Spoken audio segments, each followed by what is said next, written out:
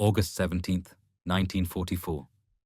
A vineyard road northwest of Draguignan, France. The terraced hills wore their summer dust like a robe, and the vines threw neat shadows across a chalk-white lane that had carried mule teams long before it carried gasoline and shells. The column that wound through it that morning was a mixture of accents and paint schemes. American olive drab rubbing shoulders with free French markings and British canvas roofs patched with tape that flapped like pennants. The road kinked between stone walls, mortared in another century, and wherever the lane narrowed, you could read anxiety in the driver's hands. Fingers white, thumbs flat, knuckles showing just above the steering wheel rim. In the center of the column, a truck rode a little higher than the rest. The canvas had been cut away behind the cab, and an armored cup, welded from plate, rose like a stubby turret around an inverted Browning mount.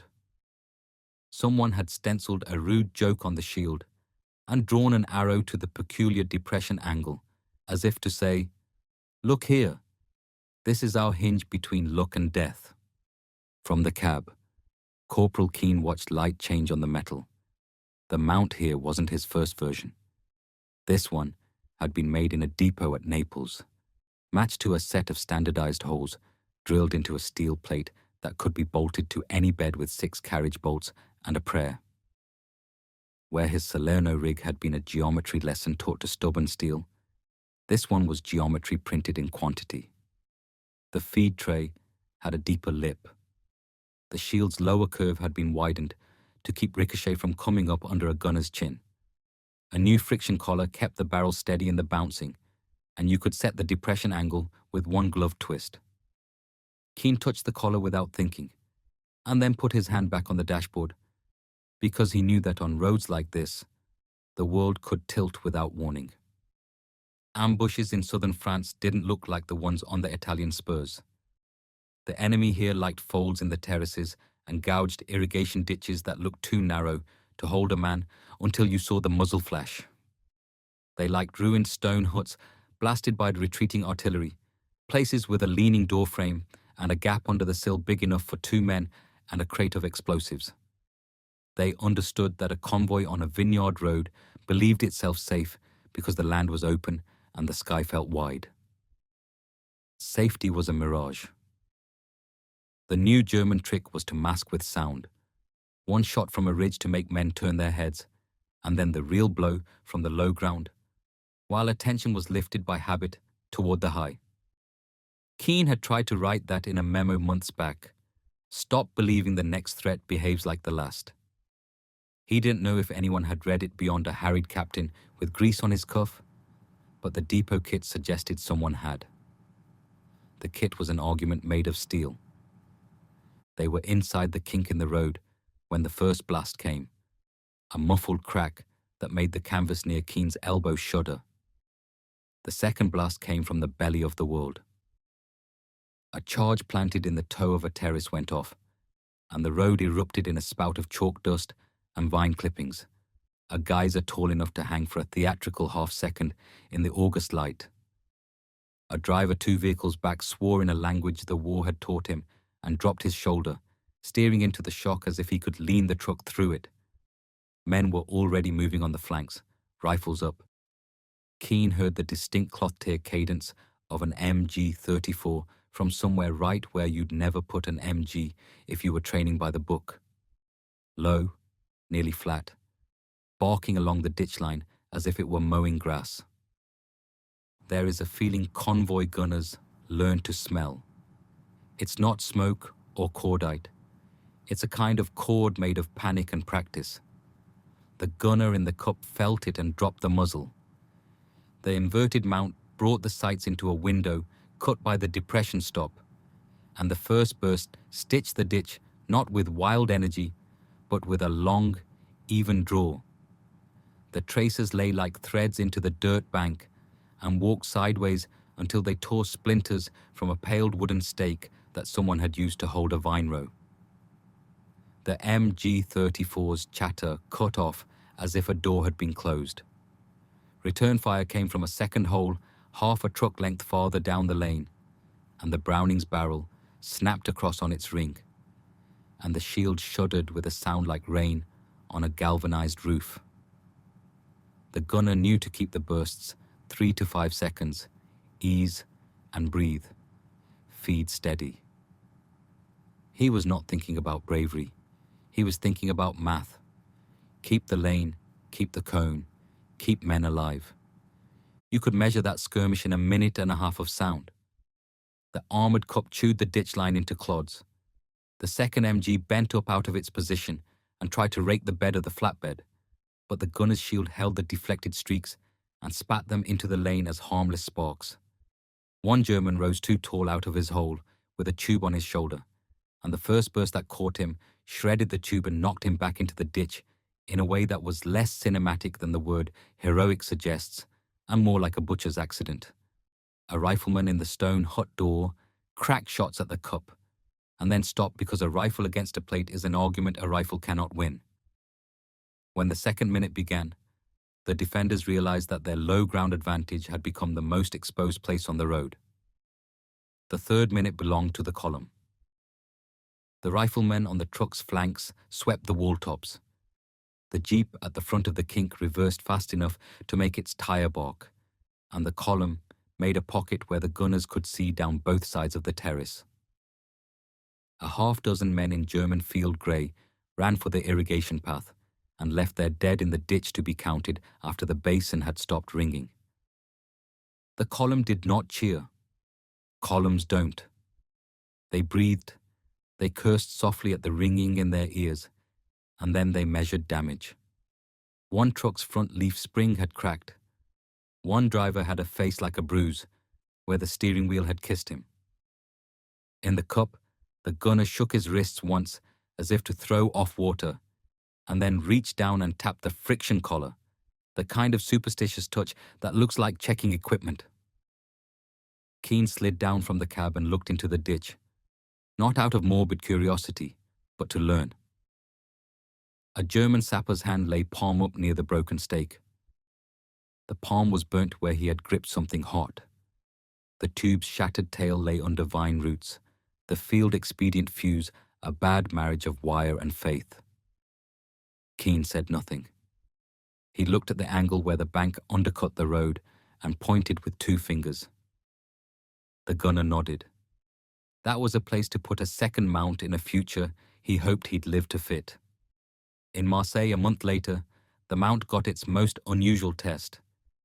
The port was a chaos of cranes, masts, and hulls painted and repainted until the layers of paint felt like history under a fingernail. The docks had to run while enemy artillery still shouted from the hills above the city, and that required trucks to move under watch that felt like a hand on the back of the neck.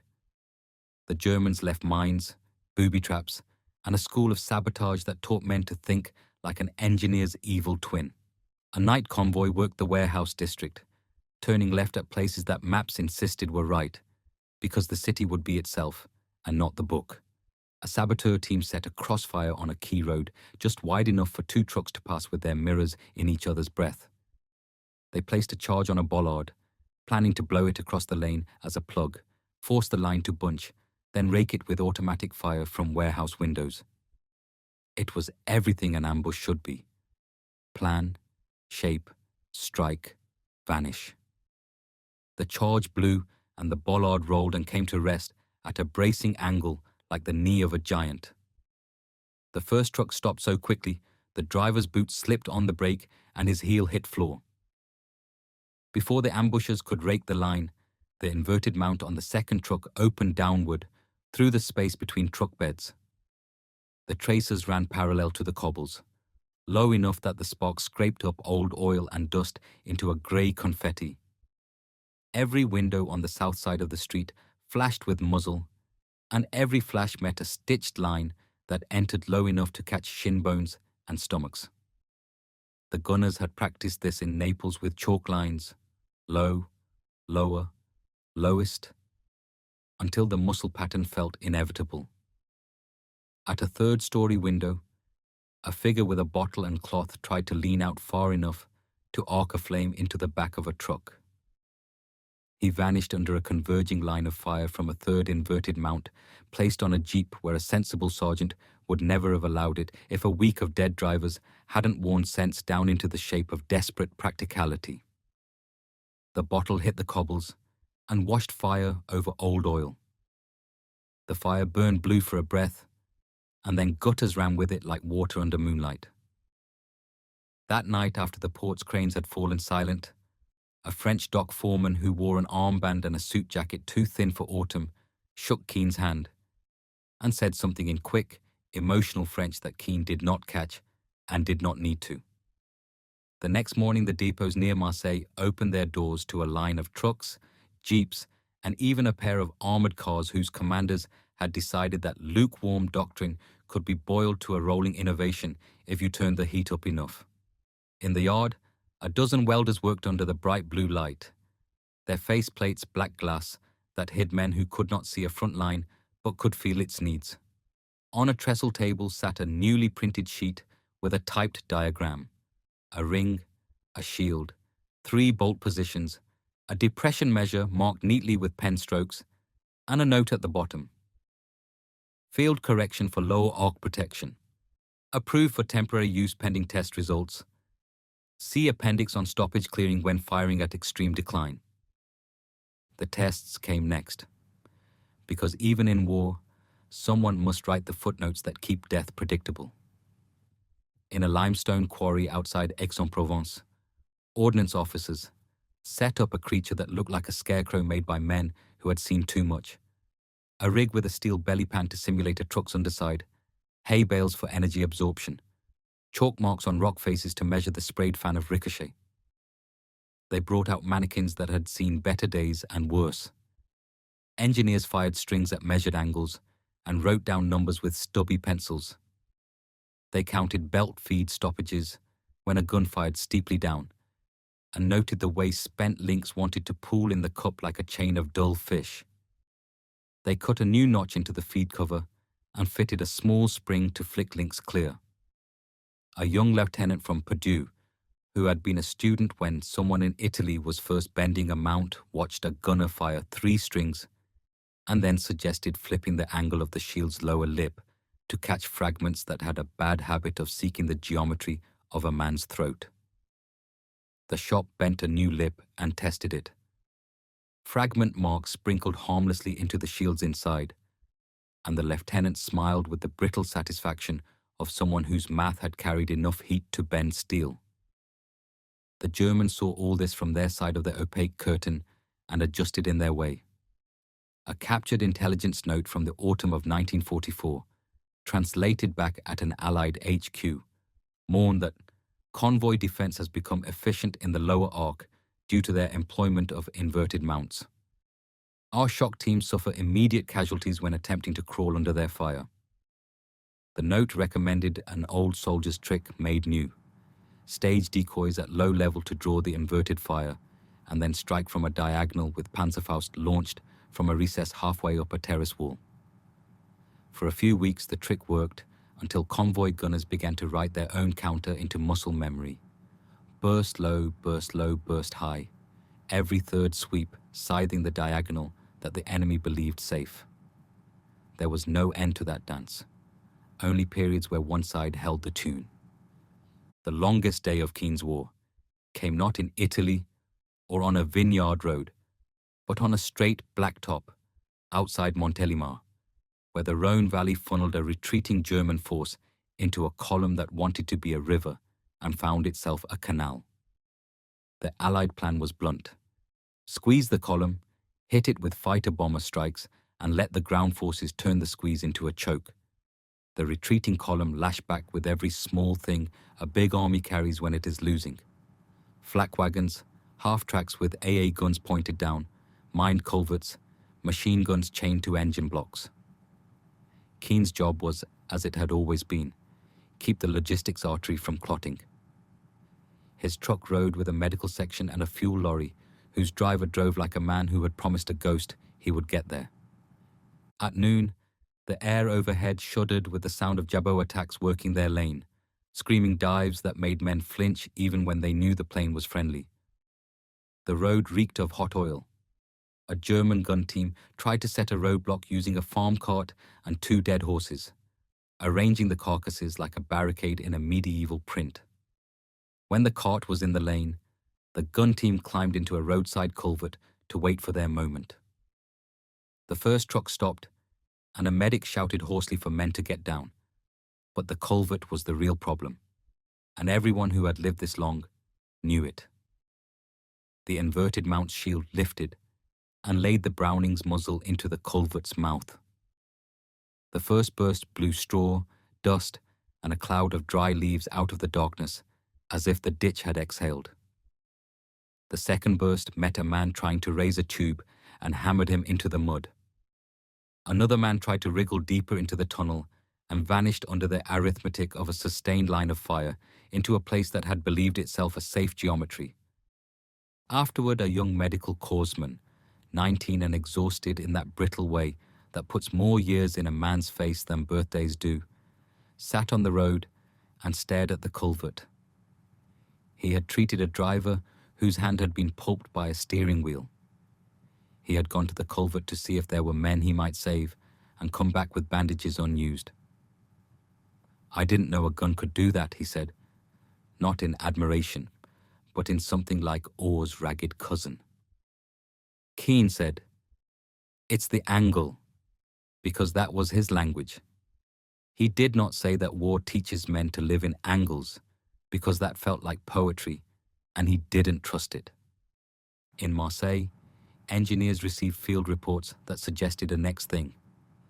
If inverted mounts solved the low arc threat, what could be done about explosives tossed from overhangs or from skew windows? Someone raided a stack of wire mesh destined for chicken coops and built a cage over a truck cab, a slanting roof that turned bottles and bundles into tumbling annoyances rather than entries to the engine compartment. Someone else noticed that a short skirt of mesh hung around a truck's belly threw off the aim of men trying to place magnetic charges. The magnets loved shear plate and hated a mesh's doubts. These add-ons made the trucks look like hedgehogs that had married bits of farm and mischief. A colonel who had once hated the look of an upside-down mount signed an order in neat blue ink. Authorized field installation of cab-top screens and belly skirts where conditions warrant, pending formal evaluation. The order was a door opening, a place where improvisation put a foot through a wall, and the wall did not crush it. On a rainy afternoon in October, in a depot courtyard varnished with oil and water, a loud argument broke out between a young captain and a master sergeant over whether a mount should be installed on a fuel trailer. The captain, who understood doctrine like a catechism, said the fuel train should not carry a gun because a gun invites fire, and fire invites catastrophe. The sergeant said that men fire where they see opportunity, and that a gun might turn the first volley into a last.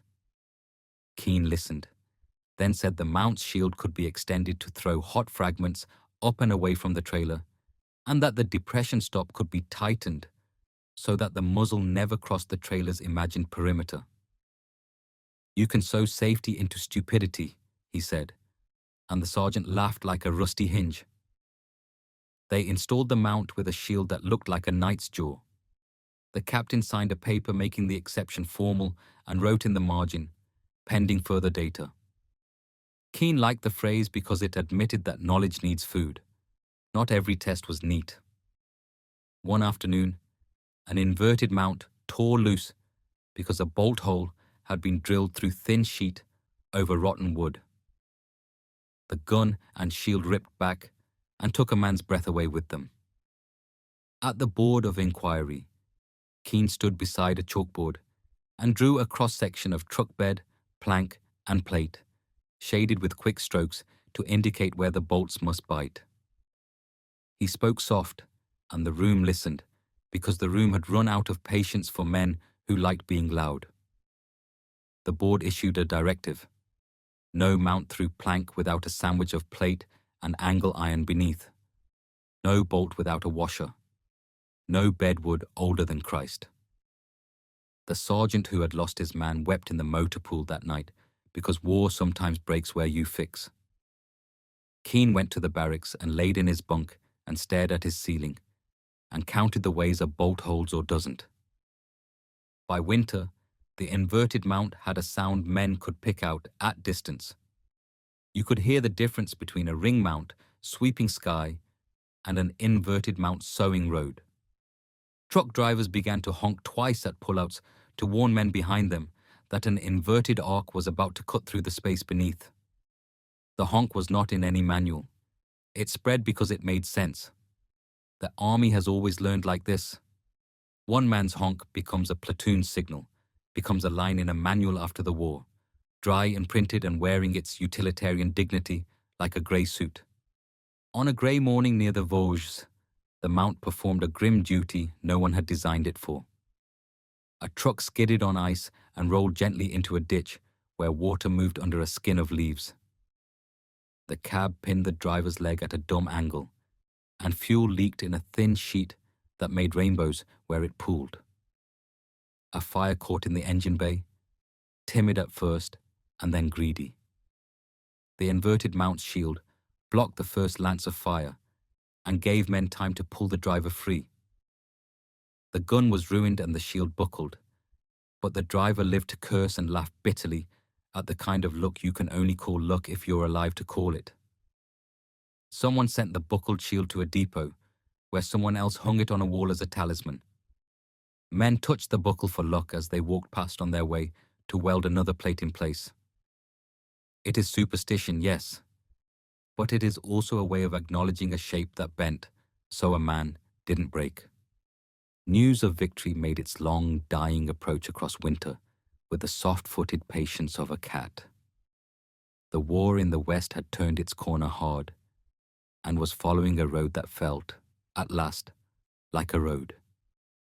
Keane rode north and east on trucks that wore his mounts and his scars and his fingerprints in places he would forget, and then remember decades later when some smell in a civilian workshop woke a room full of faces.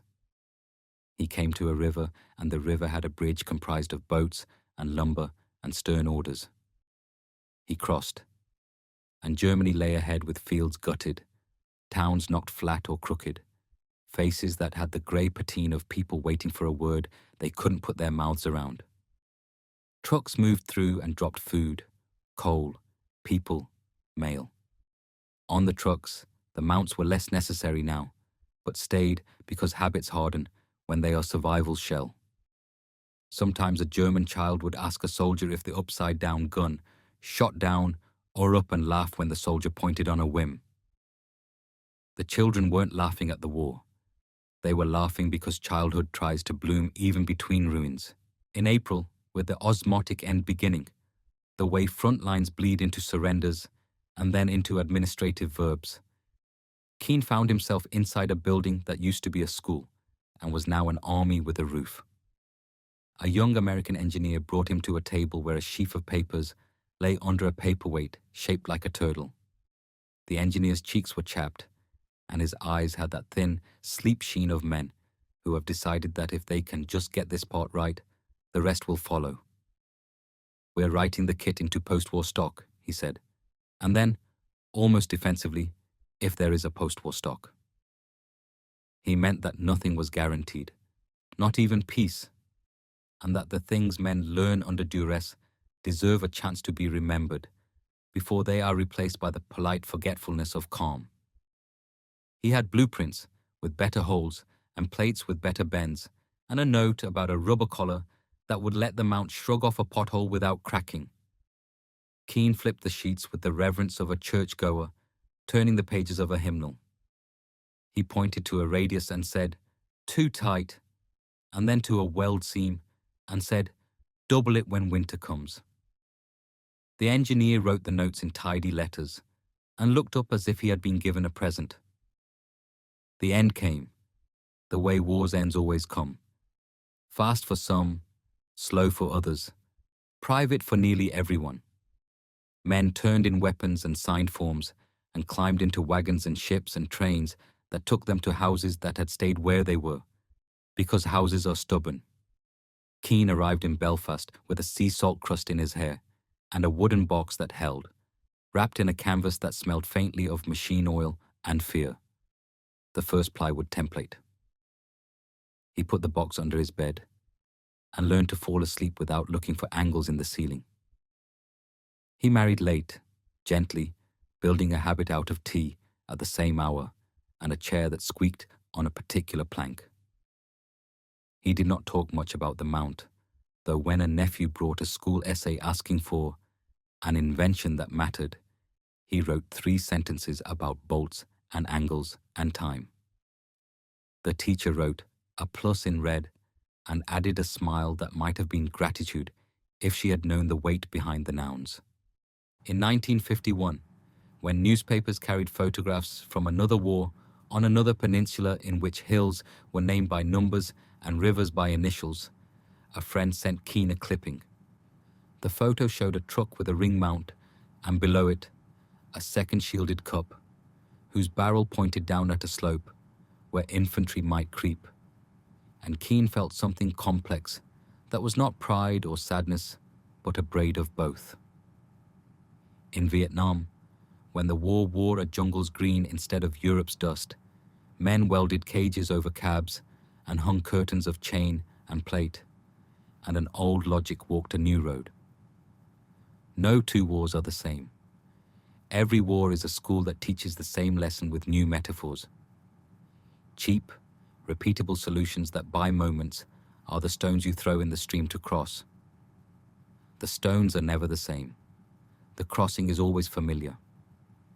Years later, in a warehouse-turned-museum that had managed to keep its concrete floor and its smell like a memory laid under varnish, a truck sat with an inverted shield mounted in its bed.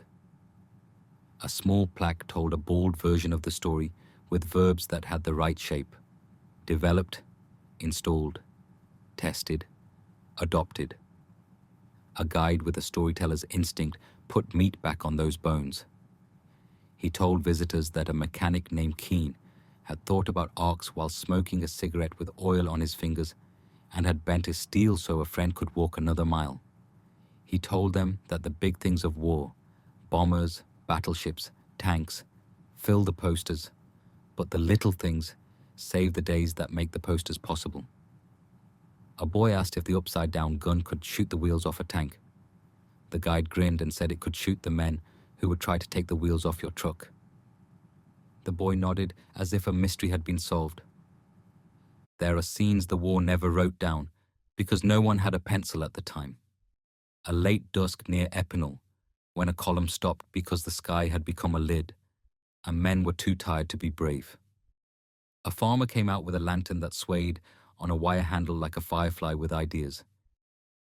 He touched the inverted shield with 2 fingers and said something in French that meant you are clever, and also you have made a thing ugly, and therefore it will live.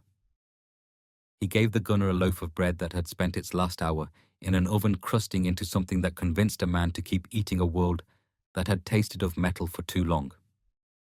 In return, the gunner fired a short, perfunctory burst into an empty ditch just to show where danger likes to lie.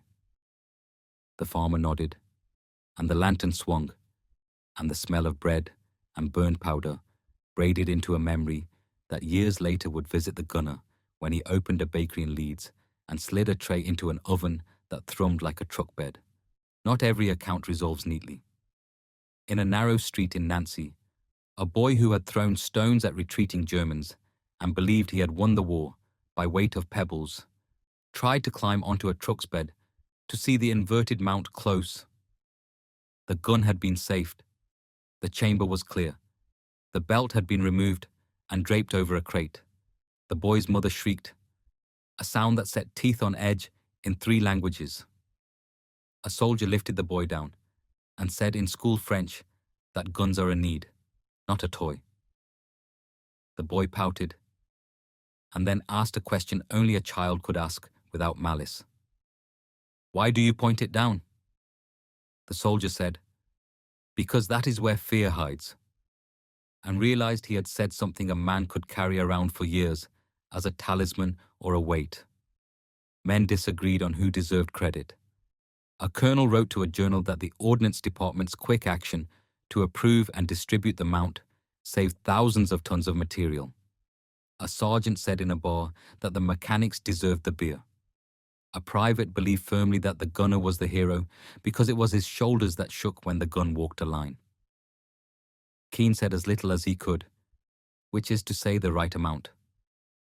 He would, if pressed, point to a particular bolt and say that if you tighten that one first, you will never strip the threads on the others.